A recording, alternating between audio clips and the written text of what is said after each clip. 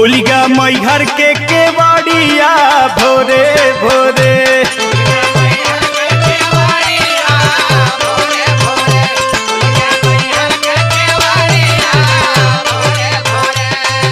सूर सती मोर मतवा तो से दोनों जोड़ी हथवा सथवा छोड़ी जिन महतारिया भोरे भोरे।